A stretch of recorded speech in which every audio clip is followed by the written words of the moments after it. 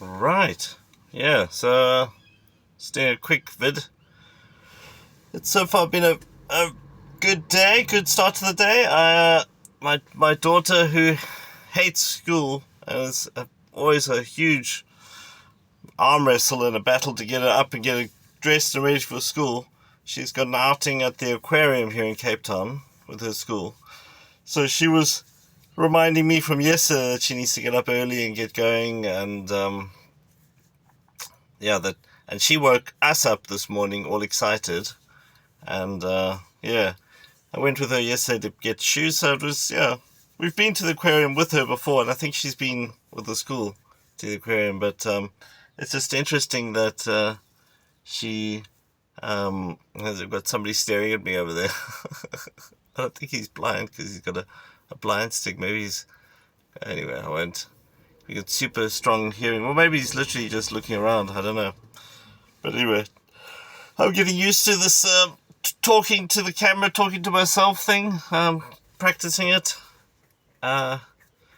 So she got us up this morning all excited, and I got her there super early. She was nervous that she wasn't going to make it on time, but we got there with more than enough time. And I guess it just makes me feel better that the days we struggle, we do really struggle. And it is, I mean, I don't want to say it's her fault, but the fight we have with her, she hates going to school. She hates her school. It's not a good fit, whoever, well, or maybe it is or isn't, whatever. But at the end of the day, the fight is real, and me and my wife can give ourselves a little bit of leeway. We can forgive ourselves if it's tough getting her up and getting her going to school, because it's genuine and real. Because the contrast with today and another day or a normal day is stark. It's like a very clear contrast. It definitely is difficult getting her pushing her in the front door of the school. And if we compare it to our son, or I compare it to my son, he doesn't enjoy school. I don't think any kid loves school. I don't think any kid really, they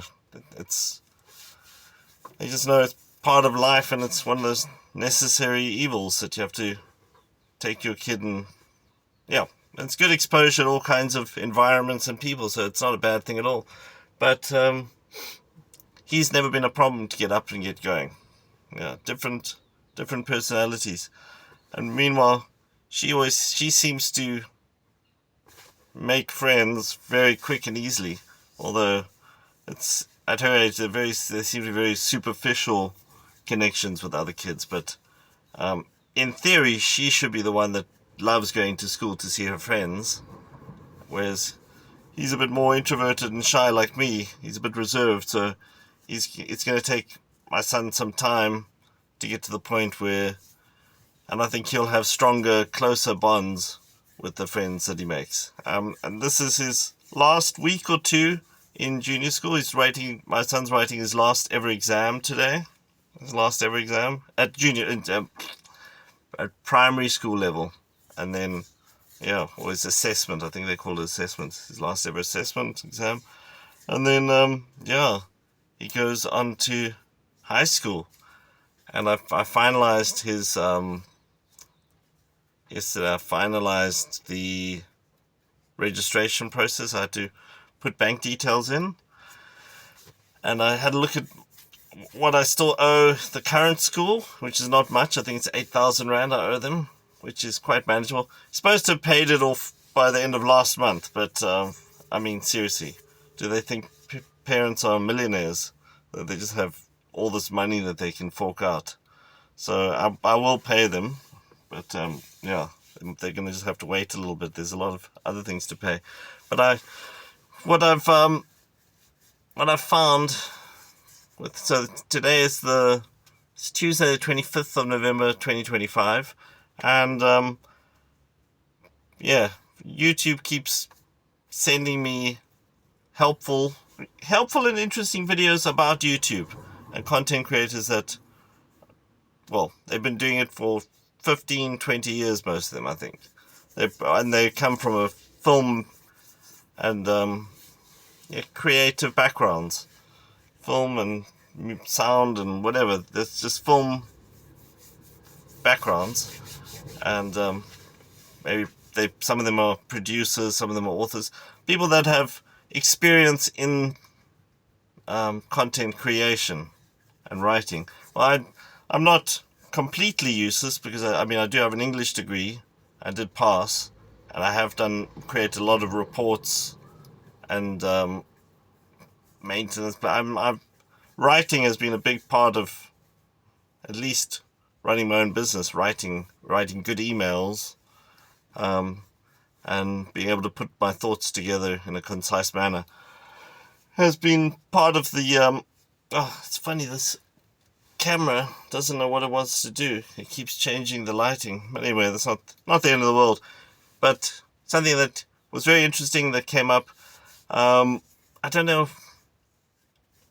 It's not that time consuming doing these daily vlogs or blogs, or what do they call it? But I do question the quality of my content. I do think maybe I should invest some time and money and effort into A, better equipment, and B, a little bit of a studio where I can sit and film from the same spot, where it's soundproofed.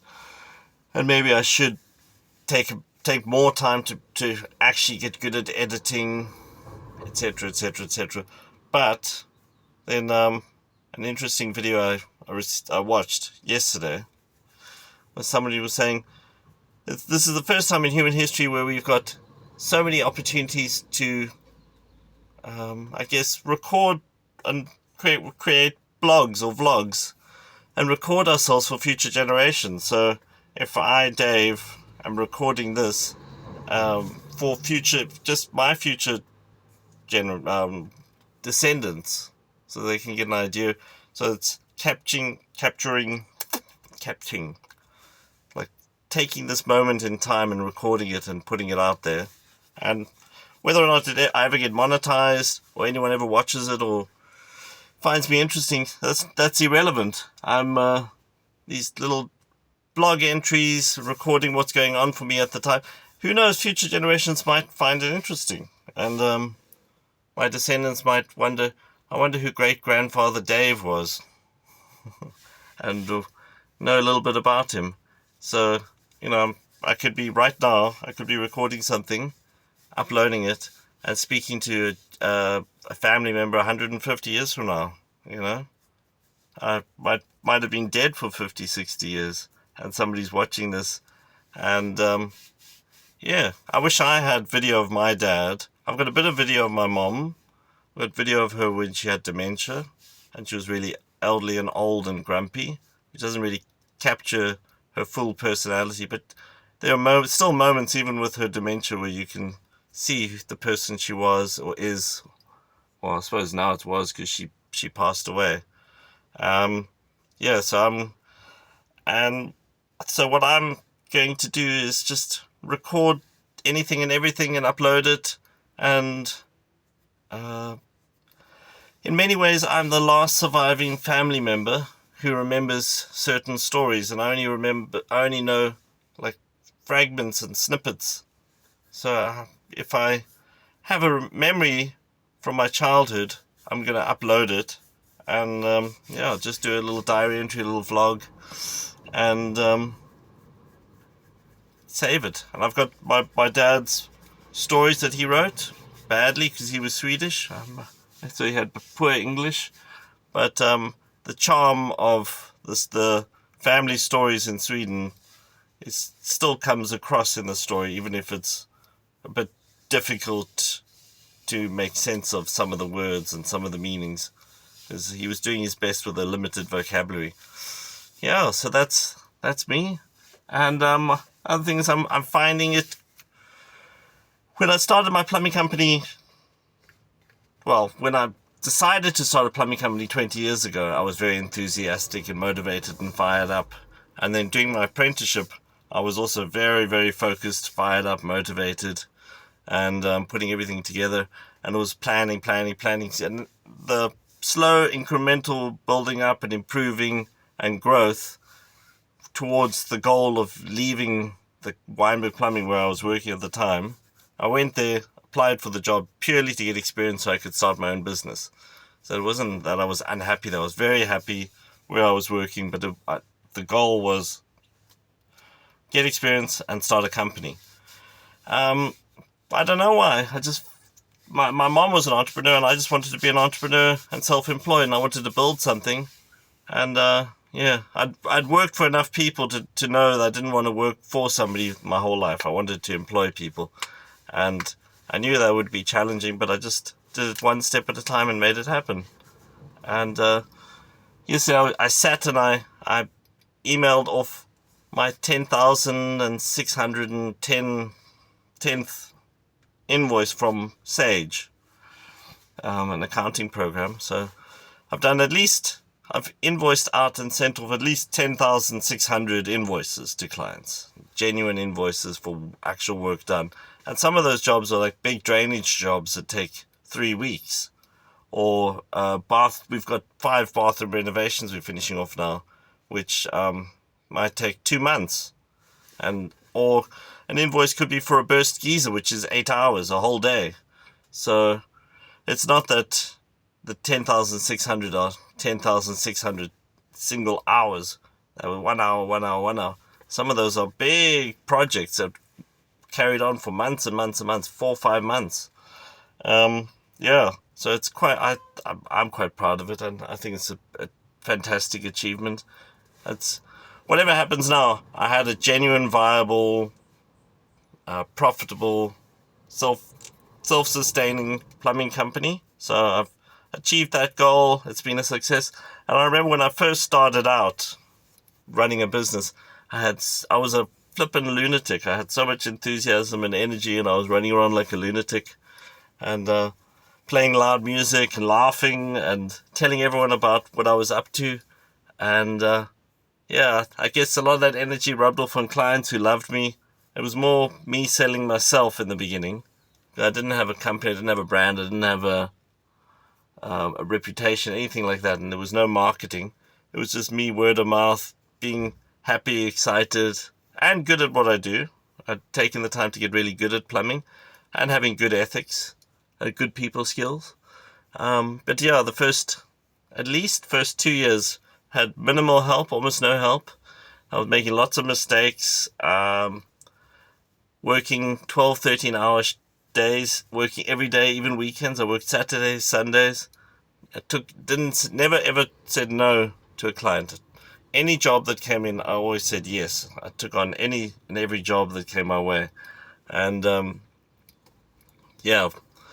lot of people didn't pay, didn't know how to make sure that people paid, was scared to phone people who owed me money, which I'm not anymore. And I have no fear at all of that. I never thought, at the time I thought, I'm never going to be able to phone people who owe me money. How am I ever going to be a success?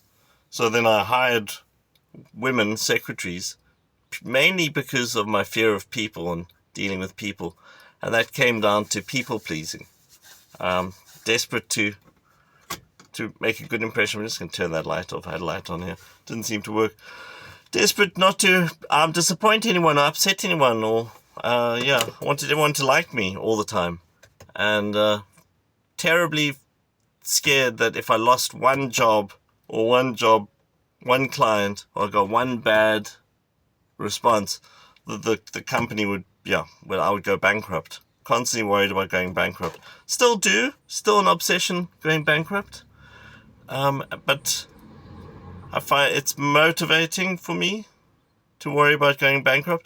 And it's a good thing. I mean, if I really stuffed up all the time with everyone, then I deserve to go bankrupt. Then I should try something else, and I should maybe go work for somebody, because it's not for me. But anyway, and I did get pneumonia twice in the first year, and I did burn all the skin off my arm, working late on New Year's Eve, alone, and in a rush and panicked. Again, terribly scared to turn work down, even on New Year's Eve, because I thought I would go out of business.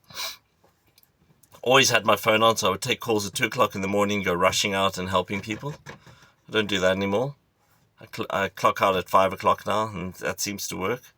And yeah, what I'm finding now is the YouTube, doing uploads on YouTube, I'm having the same sort of, it's very familiar excitement, enthusiasm, energy, same feelings of something new and exciting where I'm growing and building, and in my case adding videos and content and fantasizing and visualizing, but then also the moments of fear and worry. And I'm quite a competitive person, so comparing myself to other people and thinking, why am I about this, and why am I so hopeless, and how am I going to get better at this, and I should improve here, and I should put this. But yeah, it's been 11 years. I've been running my business for 11 years, and I've matured a lot, and I've grown up a lot, and I now have way more responsibilities. And I've got a daughter. My son was 3 years old when I started my business. Now he's 14. And I didn't have my daughter Megan. She's 10, or she'll be 10 in January. So I've got a lot more on my plate, and I'm thinking about what I want to take out of YouTube. I'm not doing it as a business. I'm doing this as a means of recording my stream of consciousness, my daily events, so I can go back, so other people can go back and see what I was at which stage. And yeah, I'm going to start recording things like my debt and how much I've paid off and how much I still have left to pay off, and personal family projects and my personal projects, and my daily routines and all kinds of things. And I want to start recording my memories of my childhood and people I've loved and who've passed away and died and all kinds of things. Oh, here's my wife. Okay, but anyway, I'm going to have a good day. I hope everyone has a good day, and best of luck. Cheers, bye.